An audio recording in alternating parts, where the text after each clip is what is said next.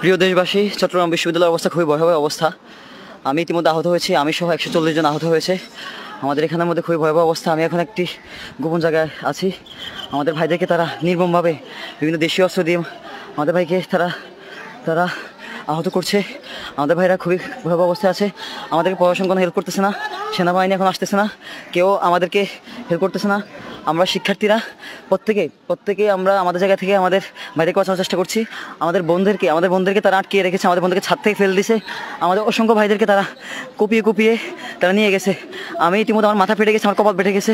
আমি খুবই খারাপ অবস্থায় আছি। আমি যে হসপিটালে যাবো সে অবস্থা আমার নাই। আমি এখন একটি জায়গার মধ্যে বসে আছি, একটি নিরিবিলি জায়গায়, খুবই সেফলি। আমাকে কেউ উদ্ধার করেন। প্রিয় দেশবাসী, আমরা খুবই ভয়াবহ অবস্থায় আছি। আমাদের ভাইদেরকে তারা চারপাশ থেকে ঘেরাও করে ফেলছে। আপনারা যারা 2 নম্বরের দিকে আছেন, চট্টগ্রাম বিশ্ববিদ্যালয় 2 নম্বর গেটের দিকে আছেন, তারা সবাই প্লিজ এদিকে আসেন, ভিতরের দিকে আসেন। ভিতরে আমাদের ভাইরা আছে, আমাদের প্রায় 300+ ভাই আছে। তারা প্রায় 500+ ভাই আছে। তারা ককটেল থেকে শুরু করে দেশীয় অস্ত্র, সব ধরনের অস্ত্র আমাদের উপর চালাচ্ছে। আপনারা সবাই প্লিজ আমাদেরকে হেল্প করেন।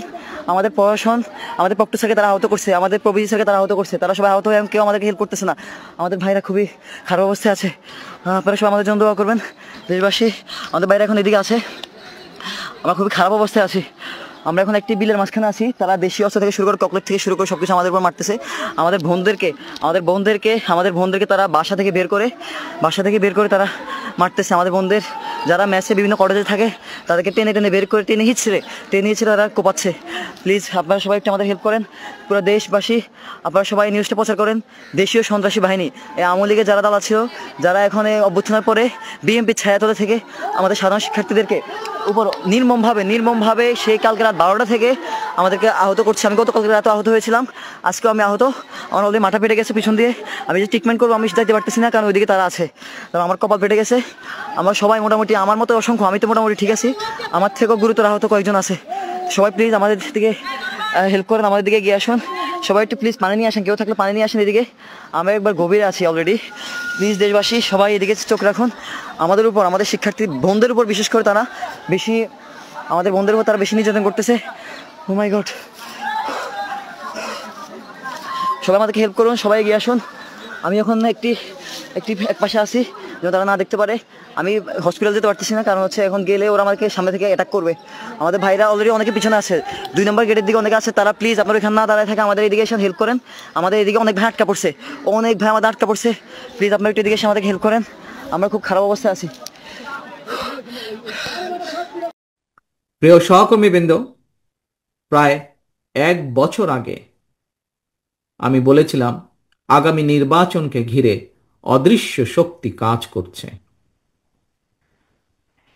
জনগণ লক্ষ্য করতে শুরু করেছেন নির্বাচনের মাধ্যমে জনগণের বাংলাদেশে জনগণের অধিকার প্রতিষ্ঠার সুযোগ বিনষ্ট করার ক্ষেত্রে প্রস্তুতে সেই অশুভ শক্তির অপতৎপরতা সাম্প্রতিক সময় ধীরে ধীরে দৃশ্যমান হয়ে উঠছে।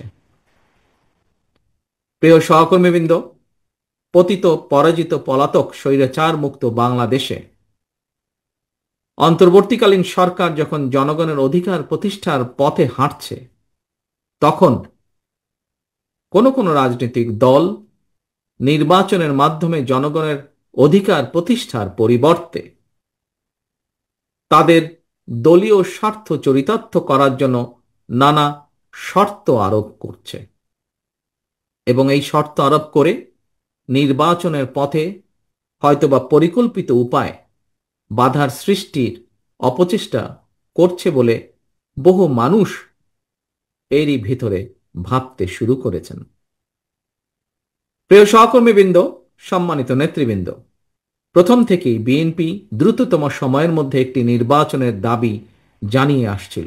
কারণ বিএনপি মনে করে আগে জনগণের রাজনৈতিক ক্ষমতায়ন প্রয়োজন। জনগণের সরাসরি ভোটে নির্বাচিত প্রতিনিধিদের নিয়ে গঠিত নির্বাচিত সরকার জনপ্রত্যাশা পূরণে যদি ব্যর্থ হয়, তাহলে পরবর্তী নির্বাচনে জনগণ ভোটের মাধ্যমে সরকার পরিবর্তনের সুযোগ পাবে, যা গণতান্ত্রিক বিশ্বে প্র্যাকটিস করা হয়ে থাকে। সুতরাং পুঁথিগত সংস্কারের চেয়েও কার্যকর গণতান্ত্রিক রাজনৈতিক চর্চার মাধ্যমে জনগণের অধিকার প্রতিষ্ঠা অনেক বেশি জরুরি। রাষ্ট্র এবং রাজনীতিতে সংস্কারের ব্যাপারে বিএনপি সম্পূর্ণভাবে একমত। সংস্কারের গুরুত্ব আছে বলেই বিএনপি ৩১ দফা কর্মসূচি ঘোষণা করার পরেও অন্তর্বর্তীকালীন সরকারের উদ্যোগে নেওয়া সংস্কার প্রস্তাবে সক্রিয়ভাবে সমর্থন এবং সহযোগিতা দিয়েছে। আমি রাজপথের সহকর্মী সহযোদ্ধা প্রতিটি গণতান্ত্রিক রাজনৈতিক দলের প্রতি আহ্বান জানিয়ে বলতে চাই, সংস্কারের প্রয়োজন রয়েছে অবশ্যই, তবে জনগণের অধিকার চর্চা এবং প্রয়োগের পথে বাধা সৃষ্টি করে কোনো সংস্কারকেই টেকসই করা যাবে না। পরাজিত পলাতক স্বৈরাচার মুক্ত বাংলাদেশে গঠিত বর্তমান অন্তর্বর্তীকালীন সরকার জনগণের অভিপ্রায়ের সরকার। তবে এই সরকারের কাছে অবশ্যই একটি দক্ষ এবং জবাবদিহিমূলক রাজনৈতিক সরকারের মতন পারফরম্যান্স আশা করা কোনো যৌক্তিক কারণ আছে বলে আমি মনে করি না। সঙ্গত কারণেই অন্তর্বর্তীকালীন সরকার যত বেশি দিন ক্ষমতায় থাকবে তাদের দুর্বলতাও তত বেশি দৃশ্যমান হতে থাকবে। বিভিন্ন পরিস্থিতি সামাল দেওয়ার ক্ষেত্রে অন্তর্বর্তীকালীন সরকারের দুর্বলতা যত বেশি প্রতীয়মান হবে, জুলাই গণ অভ্যুত্থান বিরোধী অপশক্তি ৫ই আগস্ট নিয়ে তত বেশি বিভ্রান্তি সৃষ্টির সুযোগ পাবে। ফ্যাসিবাদ বিরোধী আন্দোলনে আমাদের রাজপথের সহযোদ্ধা গণপরিষদ সভাপতি নুরুল হক নূরের উপর হামলা সহ সাম্প্রতিক কিছু ঘটনা স্পষ্ট দেশের স্থিতিশীল পরিস্থিতি ক্রমেই জটিল হয়ে উঠছে অথবা জটিল করে তোলা হচ্ছে। প্রিয় সহকর্মীবৃন্দ, সম্মানিত সভাপতি, সম্মানিত নেতৃবৃন্দ, বিবেক হচ্ছে মানব সমাজের সবচেয়ে বড় আদালত। এই বিবেকের আদালতেই আজ আমাদের আত্মজিজ্ঞাসা করা দরকার, নির্বাচন হতে দেওয়া হবে না এই ধরনের উচ্চারণ ফ্যাসিবাদ বিরোধী শক্তির ঐক্যকে দুর্বল করবে, নাকি পলাতক ফ্যাসিবাদী অপশক্তির পুনরুত্থানের প্রাসঙ্গিকতা তৈরি করবে?